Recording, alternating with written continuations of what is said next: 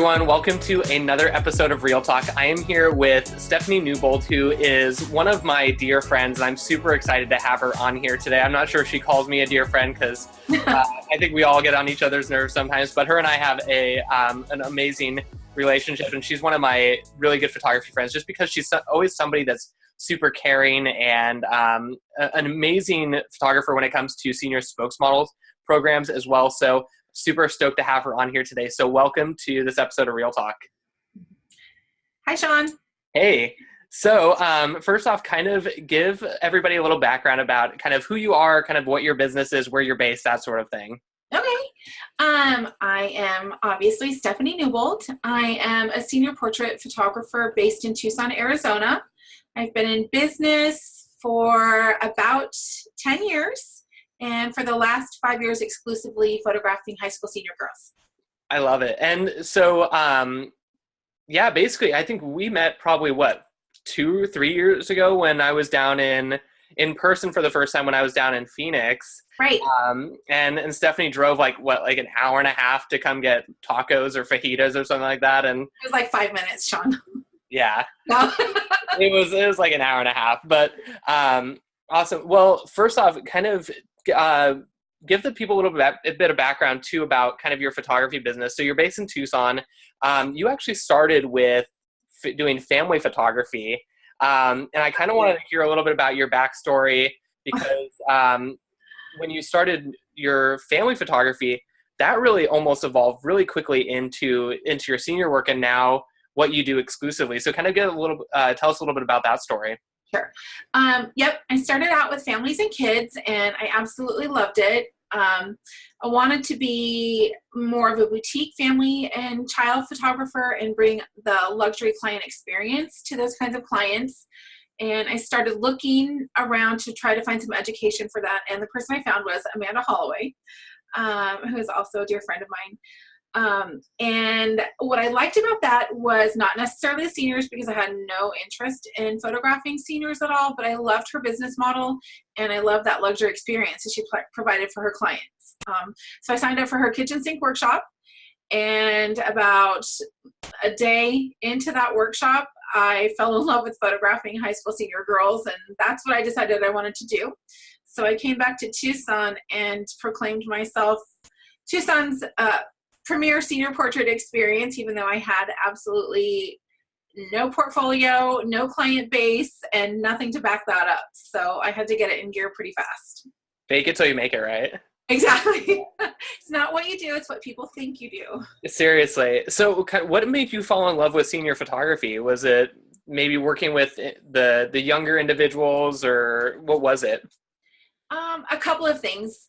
Realistically, I was just really tired of chasing toddlers in my sessions. It's a lot of work. I still love child photography and family photography, but I just didn't want to work that hard. And the other is that there's just something about working with young women and finding an avenue to reach them and speak to them on a level that resonates with them, to build self-confidence. And let's face it, hair, makeup, clothes, shoes, accessories, that's a lot of fun. I would say like senior photographers have it easy because it's like we always get the clients that just came out of fresh hair and makeup and look great in front of the camera. So it kind of makes our jobs a little bit easier rather than photographing families, where I think you always put it as having to Photoshop boogers out of kids' noses. And I may have said that on occasion, yeah. Yeah. But, too, at the time I started this, my daughter was a freshman in high school. And just seeing some of the things that she was going through as a teenager and how hard it is to feel good about yourself. And when you do feel good about yourself, being confident in that. So it was just kind of like a cataclysmic convergence of all the stars, and it worked out okay. It worked out great for you. And that's kind of almost, I think, leading into your spokesmodel program too. Was that kind of a big turning point in your business where you were kind of like, okay, these are some things that kids are going through. How, as somebody who's maybe been through those things, or as somebody who kind of knows as a mother as well, kind of what did you want to do when you implemented the spokesmodel program, or kind of what was your purpose or goal behind it? So in the beginning, honestly, it was a purely business decision. Like I said, I had no portfolio other than Amanda's, the beautiful images I had from Amanda's workshop. So I needed to quickly build that, and I wasn't sure how. But like I said, I had a teenage daughter who was involved in all kinds of activities, including swim teams. So I found 5 girls, 5 seniors, and said, hey, if I take pictures of you, can you share them with your friends, and I will pay you when you refer people to me. And that's exactly what it was just a paying them for referrals, trying to build my business and trying to get my name out there in a market that was kind of owned by 2 other really well-established photographers at the time. So at that point, like I said, pure business.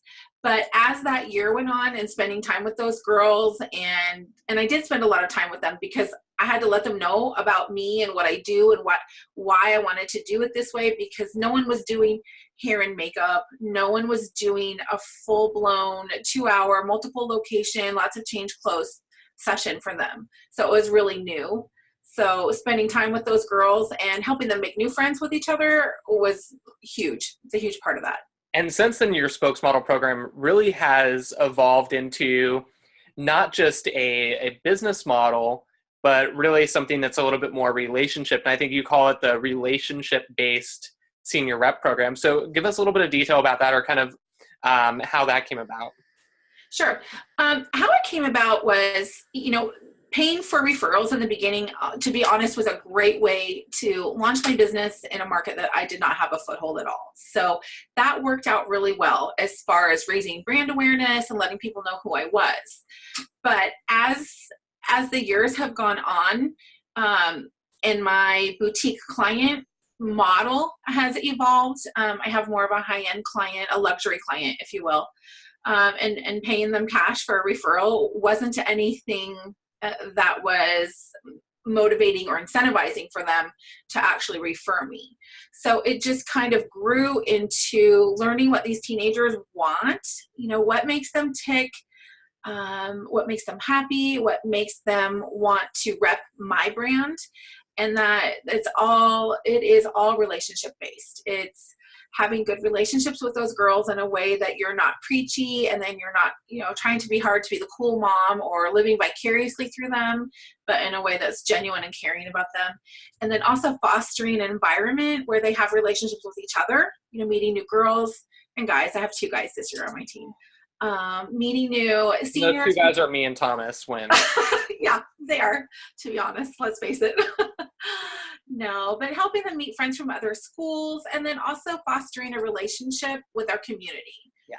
So I found that, once I started just letting those relationships grow organically, that actually was a better way to motivate them to refer people back to me that way.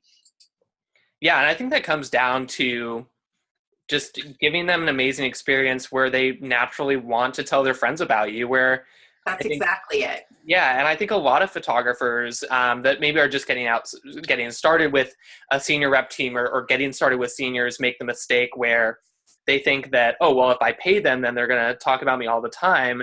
But that doesn't always come across as genuine or as authentic. And so I think that you were one of the people that really kind of picked up on that and honed in and steered your rep team or your spokesmodel program in a way that kind of went that direction. Right. Just by giving them opportunities to experience, the whole luxury portrait experience with hair and makeup, with a photographer that is genuinely interested in them and really does have their best interest at heart, and not just making sales and selling pictures, and giving them just a way to express that and how much fun they had and how much they liked it, and not by turning that focus away from me. It's not about me, and it's not about getting your senior portraits done with me. It was all about how much fun they had at activities hosted by me. They have, ice cream social and community fundraisers and, dog washes at the Humane Society and things like that. And when they started talking about that, the common thread was that it related back to me and either having senior portraits done by me or being a senior model for me. So that generated just this huge organic growth and organic buzz that's authentic. You know, that's what they're talking about in the hallways, not book Stephanie and get $50 off or $100 off. It's, oh my gosh, I had the most amazing time, and I met my college roommate, and we've been friends for 4 years, and all of those things. So things that are just genuine and authentic that just kind of carry through naturally in their life. Absolutely. And and then one thing I think is also great that you've done is if people are following you on social media, they might have seen that you actually partner with another senior photographer in the area and do like joint spokesmodel stuff, which I've never seen before. So how did you come up with that, or kind of what even inspired you to be like, hey, I want to partner with somebody who I'm competing with in business? Exactly. Yeah. You know, to be honest, it came about as something from something negative, that this other photographer, her name is Stephanie Brown. Hi, Stephanie. Not related to me. Not related to Shaw Brown, no. She had a group of spokesmodels, and even though Tucson is a city of 1 million people, it's actually very small. You know, the girls all go to school together, and we have some overlap. So what happened was I had a model team, and she had a model team, and it was kind of split between friend groups. And there are some very competitive people, you know, girls and teenagers. And it started with, you know, girls on both teams saying, you know, book my Stephanie, she's better. Book my Stephanie, she's better. And it kind of escalated into a little bit of a Twitter war, at which point I said, okay, this is crazy, you know. So I called Stephanie, and we started talking. And so we decided to set an example for our girls that, yes, you can be, quote, competitors, but you can also be friends and promote community. So we just collaborated on a spokesmodel event, an ice cream social, with a focus on donating stylish clothes, gently used clothing for teens in foster care. And it's actually become something that we do every year now. And both of our model teams actually ask us, you know, are we doing that? When are we going to do that? And can we do more with the other groups? So it's actually been a super amazing things for the girls to see, yep, it's okay to promote a photographer or enjoy your experience, but we're all friends. You know, just because you want to book with me doesn't mean that she's not a good photographer, and vice versa. So it's just really been a huge way to genuinely promote community over competition, because that's exactly what it is.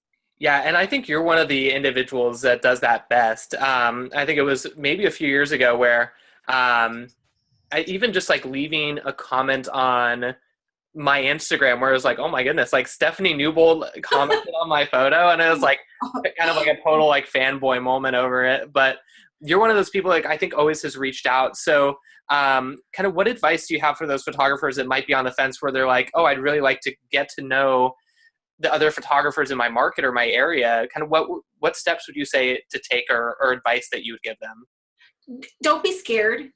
You know, it's like with every friend group or every organization, there's going to be people that you genuinely connect with and some that you just don't, and that's okay. But just reach out and be genuine and say, you know, hi, I'm Stephanie Newbold. I'm new in the market, or I've always admired your work, or I love how you market this or how you do this on social media, and I just wanted to let you know. So just starting out with something that's genuine and relatable is much appreciated, because, you know, you hear a lot where, you know, I reached out to her and I didn't hear back. Well, that doesn't mean that you don't want to connect or you don't want to be friends, but sometimes people are busy, and sometimes they just may not know how to reach out back too. So just being genuine and being honest, and just be kind. Yeah. Be kind. I think it's just like a good rule to have in life, to be honest. Nice.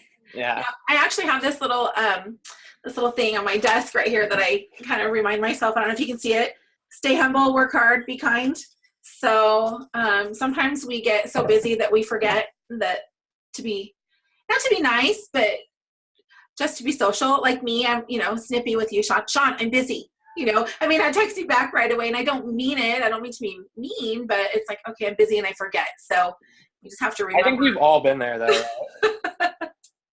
So So I also wanted to kind of touch on one other thing that you and I have actually talked a bit about, and that is kind of your editing and how you manage your time with that in terms of outsourcing, which I think photographers, I wanted to specifically touch on you with it just because you are one of the photographers I know that outsources or editing. And I think that you said it's such a huge time saver. So what made you do that, and kind of what hesitations or reservations did you have when initially starting that process? Oh gosh, I had so many reservations about doing it because I felt like if I wasn't exactly handcrafting each and every one of my images, then maybe I wasn't being authentic in my work, that maybe my clients weren't getting my work. Sorry, somebody's knocking on my studio door. It's closed. You can hear that, sorry. So that, and then I was so busy. I was constantly overbooking myself. And so I was staying up all kinds of, late nights editing and things like that. I was afraid if I gave up some of it, I wasn't being true, and just like a whole tumultuous bundle of nerves and things about that. But, I went to the Blink conference year before last, hosted by Ike and Tosh. And I just was encouraged and inspired by so many other people who had said, you know what, let some of these things go so that you can reclaim your life, that you can have some work-life balance. And it was actually Tara Rochelle who said, yeah, I do it, just do it. And so I did. And I was terrified that my work wouldn't look like my work. Just guilty that maybe I felt like I was cheating a little bit, cheating my clients. But I have to say it has been the absolute best thing I have ever done for my business. I have like a top 5 best things I've ever done for my business, and that's one of them. It has given me my life back. I can watch TV with my kids and my husband. I can respond to your text messages in a timely manner and all kinds of things like that. So I absolutely encourage people to let go of some of those things. I don't love editing my photos, and you know that. I hate it. Not because I don't love my photos, but it's just one of those things that I don't find a whole lot of joy in. So at one point when I was so overbooked, I didn't know that I wanted to continue being a photographer anymore. It was burning me out. And I tell people that actually saved me, from quitting. So by letting go of some of those things that I can let somebody else do and still maintain the integrity of my business was an absolute lifesaver for me. Yeah. And it was so funny. I don't think I actually realized that you outsourced until I was like, oh, hey, maybe like, there was one point I was like, oh, people would love to know your editing process. You should educate people on that or something like that. So, I don't know what editing process. You right. say, like, what editing process? I outsource everything and barely do any editing. And so I was kind of like, oh, okay. If people like Stephanie are outsourcing and it's not just, I don't know, kind of this custom portrait experience still, I think that's kind of speaks volume to any photographer can do it as long as it's the right move for you and that's what you want to do and it's saving time. And Exactly. And it actually lets me book more sessions. So I'm outsourcing that and I have that business expense, but the return on that investment is that I can book more. So I can actually raise my bottom line a little bit. And I found someone that I work with. I work with Katie Hughes at the Photo Editive, and she has just done a phenomenal job of working with me to make my pictures look just like mine. So I'm thoroughly confident that the product that comes back is exactly what I would have done. It's not edited in a different style, and she doesn't push me to go a different direction. So I still feel like I'm giving my clients a true product, and I can watch Stranger Things. Well, and then also I think that consistency too, by using that same editor where it might not be a general edit. I don't know, what do you call them? Edit farms or somebody that's doing a ton of editing all at once, working with that one individual, I think has really helped you also create that consistency as well. Absolutely. And to be honest, I have noticed that my sales are up a little bit. So I don't know if that's Katie for sure, but we'll just say it's a combination because, of you and Katie. because like you said, everything's consistent and I'm not rushed. Yeah. So I'm not shortcutting anywhere either. So. Well, and if you think about it, it's like you book one extra session and that pays for your outsourcing for basically like the entire whole year. Month. Yeah. Yeah. For the whole month, depending on how much you're shooting and that sort of thing. Mm-hmm. Yeah. For sure. So kind of we'll take it back to say like day one of your business. If you were going back to day one, what is the very first thing that you would do starting your senior portrait business? Given all that you've kind of known in photography now. Learn how to price myself for profit. Absolutely. We start out maybe pricing ourselves on the low end because either we don't feel like we're not investing enough in our process to charge that much, or maybe our work isn't there. But what I have found is that you should always begin as you intend to go, because it's much easier to go the other way than, to try to raise your prices. So if I had known how to actually price myself for profit, I think I could have saved myself a little bit of heartache and things like that. I think that just comes down to knowing not knowing what you're worth, but acknowledging what you're worth and implementing that into your business too. Exactly. And you know what? So it goes back to, like you said, like fake it till you make it. You may not think that you're there, but you might be. So, placing that value on your own work will also lead your clients and prospective clients to perceive your work with value as well.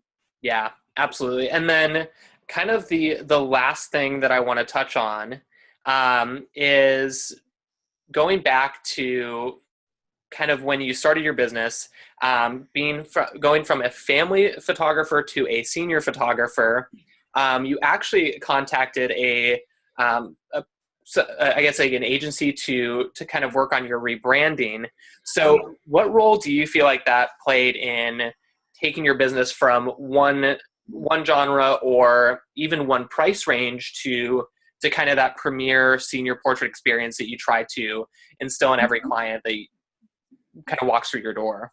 It was huge. That's one of the other, top 5 things best things I've ever done for my business. And I did both. I changed genres and I changed a client base, a more luxury and boutique type of client and product and service that I offered. So having my business professionally branded by someone who understands that branding isn't just a logo and colors was amazing. I worked with Brazen. It's been almost 7 years. And they work with you on the psychology of your ideal client and your ideal market and what's appealing to that client and what experience you want them to have and how do you want them to feel and all of those things. And to be honest, when I got my first concept back, I was like, oh, this is not like me at all. And what I had to realize was that it's not about what's appealing to me and the colors really that I like and things, but what resonates with my market. And when I floated this out to my first group of senior models, they loved it. They were obsessed with it. They loved the color. They loved the typography. They loved the imagery. I've had girls asked to put my logo on their pictures. I mean, that's kind of silly, but it absolutely nailed what I wanted for my brand, for my experience, and it attracts those clients that I wanted so much. It's huge, huge part of it. And then I think you went the route of going with hiring somebody professional rather than being like, oh, I can totally do this myself. Well, yeah, for that I did, but I tried a few logos and things for myself, or just with friends who were better with Photoshop and things than I was in the beginning. And boy, I'm sure there are some family and kids portraits that are floating around there on the internet with those old logos on them. So we should go dig those up then. Hey, you probably could. And Definitely you'll definitely see a difference. Yeah, you'll definitely see a difference. Do you feel like going the professional route was the right route? Yes. Yeah. 100%. Sometimes and honestly, I advocate for saving up for it because it's a big investment, but you should absolutely, make it be the right one, because a lot of times we'll start out bits and pieces with different designers here and different designers there, and you actually end up spending a lot of money on all those false starts than to just save the money and interview and hire a designer that really gets it, that really speaks to you, and that really understands what you're trying to translate into your market. And I think that goes with really anything in photography, where it's like, oh, I can buy the cheap route, or I could buy it once the right time, or buy it right one time and have it for years rather than every 3 weeks going out and replace something that breaks or something like that. Yep. Quality over quantity. Exactly. So I'm going to kind of wrap up. So I'm going to have you ask one question to the audience that you it can be photography related, life related, whatsoever. But in the meantime, where can people find you on social media, your website, that sort of thing? Okay. On Instagram, I am at Steph Newbold Photo.